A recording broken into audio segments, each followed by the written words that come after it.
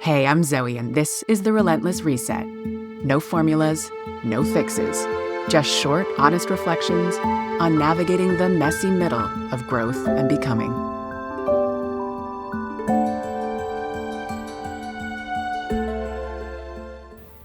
How many of you out there wish you could have more joy in your life? And if I asked you what's keeping you from that joy, how would you answer? Time, money, stress. There's probably some truth to all of those answers. But underneath that is something more primal. Joy often feels unsafe. It feels like letting go of control. So it gets pushed off to the margins, written off. We are serious people, after all, living serious lives. Now let's pause here because I want to clarify something. Joy isn't the same as happiness. Happiness is circumstantial. It's tied to outcomes and achievements and things going the way you'd hoped, like getting a promotion or closing on your dream home or crossing the finish line of a marathon. That's happiness. Joy is different. Joy is momentary, embodied, often irrational. It's hysterically laughing with a coworker in the middle of a really tough project, or just catching the smell of freshly baked bread on your walk to work, feeling the sun on your face in the middle of winter. Joy doesn't wait for conditions to be perfect. That's why it matters, because it's available even when happiness feels out of reach. Joy shows up in presence, like actually tasting your coffee in the morning, and in curiosity, maybe following your kid's wild question down a rabbit hole instead of brushing it off. And it shows up in play, which kids get instinctively, turning cardboard into castles and laughing at bubbles. But presence, curiosity, and play all require one thing. They disrupt control. Now, my high achievers out there know control brings a sense of safety. And control comes from vigilance, discipline, and output. And after long stretches of stress and control, you're running on adrenaline. And at first, that works in your favor. It sharpens you, focuses you. But when you do it long term, without recovery, there is no off switch. Your body stays in hypervigilance, and letting your guard down feels too vulnerable, like you'll be caught off guard. Certainly like it doesn't belong in the serious business of survival. And if that's you, there's nothing wrong with you. It's biology. That's just neuroception. It's your nervous system scanning for danger. So when joy shows up, your body says, hold up, don't relax yet. What's the catch? Now, this is how I burned out. Too much adrenaline, not enough recovery. Joy felt suspicious. Rest felt like guilt. Eventually, I couldn't recover at all. That's how powerful this trap is. Joy has been dismissed as frivolous when it's anything but. We need joy. And all joy needs is your attention. Your brain has a negativity bias. It's wired to prioritize avoiding pain over seeking pleasure. It locks onto fear and urgency first. So even when circumstances are safe, the pull towards scanning for risk outweighs the pull towards savoring good.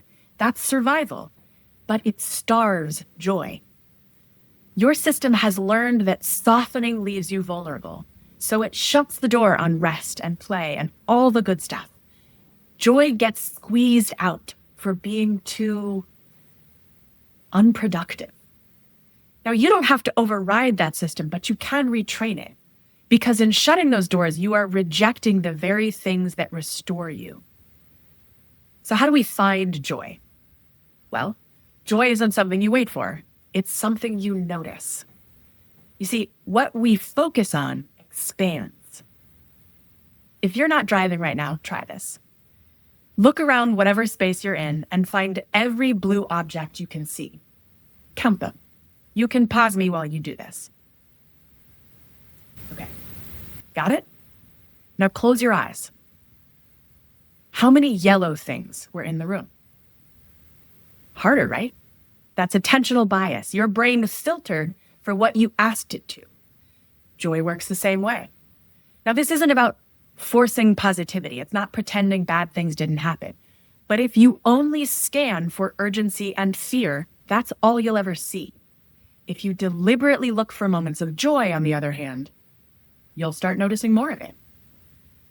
Joy isn't indulgent, it's functional. It's what widens your view so you can see possibilities stress can never show you. Stress says, work late or you'll fall behind. Joy says, take a walk and the idea might come to you.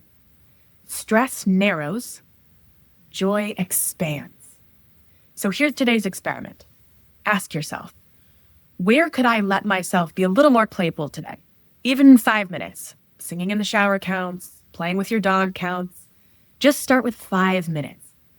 But don't stop there. Remember, we do little experiments along the way, all in search of the answer to this question. How much of my day could be filled with joy if I let it in? So here's the reframe. Joy isn't earned, it's not achieved, it's noticed. Even the tiniest spark widens your view. That's broaden and build theory. Joy literally expands your perspective and builds capacity. Last week, we talked about surfing, about self-trust as getting back on the board. Well, joy isn't about staying on the wave forever. It's about spending more time riding waves of joy than you spend under the water after a wipeout.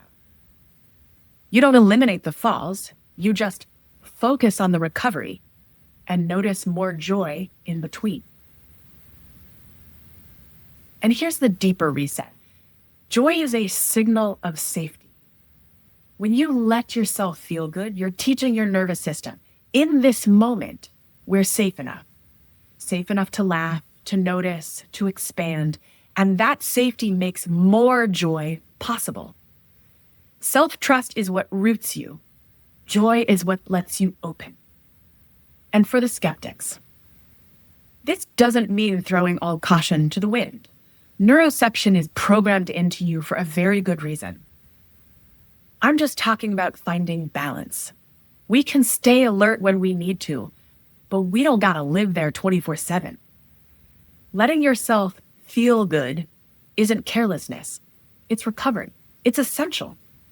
This is what lets you be sharper and steadier when real challenges come. So as you notice those sparks of joy this week, let them remind you, you're safe enough to feel good. You're safe enough to expand. Because joy isn't a reward. Joy is a practice. And just like every reset, you can practice joy as many times as you need. That's how self-trust deepens. That's how joy takes root. Because joy isn't just about feeling good. It's what makes a space for connection, for belonging, for integration, all those things that we want. If this episode landed with you, again, I'd love to keep walking on this journey with you. We've only got one episode left in season 1.